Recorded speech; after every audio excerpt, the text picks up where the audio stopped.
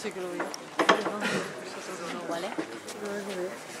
Adrián, yo te lo grabo, que yo lo veo.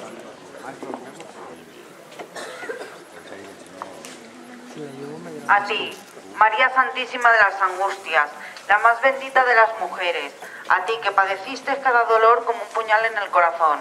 En esta noche te imploro por todas las mujeres que te acogieron el año pasado bajo su cuidado. Ellas, las mismas que hoy te portan sobre sus hombros. Madre de todas las madres, te rogamos la extinción de cualquier tipo de violencia, hipocresía, envidia, enfermedad o desesperanza que quiebre el camino de una mujer.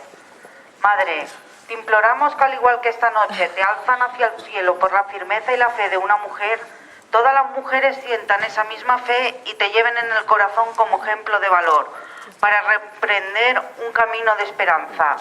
Bajo tu amparo esperamos tus mercedes, la victoria frente a las desigualdades. Te rogamos escuchen nuestra súplica y la igualdad sea un hecho y no un dicho. La flor porta el color, venador el nostre can, venador el nostre can. El y tú al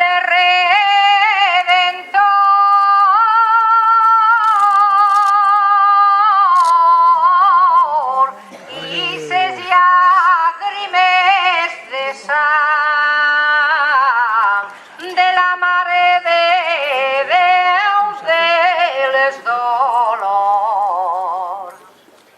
Dios te salve María, llena eres de gracia, el Señor es contigo. Bendita tú eres entre todas las mujeres y bendito el fruto de tu vientre Jesús.